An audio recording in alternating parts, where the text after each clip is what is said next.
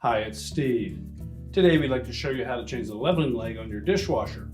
It's a really easy repair. Let me show you how we do it. Now to do this repair, we will need to pull the dishwasher completely out of the cabinets. So the first thing we'll need to do is to disconnect the power.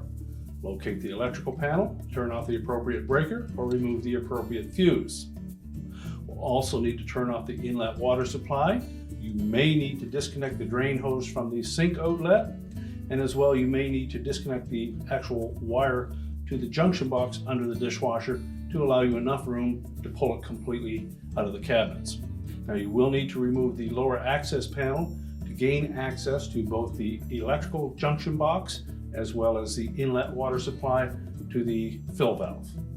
Now to remove the old leveling leg, chances are it's stuck in there pretty tight, so you'll either want to use a adjustable wrench or a 15/16 socket. And we'll just rotate it counterclockwise to loosen it, and then completely unthread it from the frame, and then discard the damaged one, and then just make sure that that portion of the frame is flat and flush with the bottom support. And you should be able to thread the new leveling leg in with just your fingers. If not, there may be some damage to the threads, and you may need to use a thread chaser to clean those up, or it may just be bent a bit and you don't have the right angle. So we want to make sure that we don't damage the threads on our replacement leveling leg, hence the purpose of threading it in by hand rather than using a wrench to make sure that we have it nice and straight.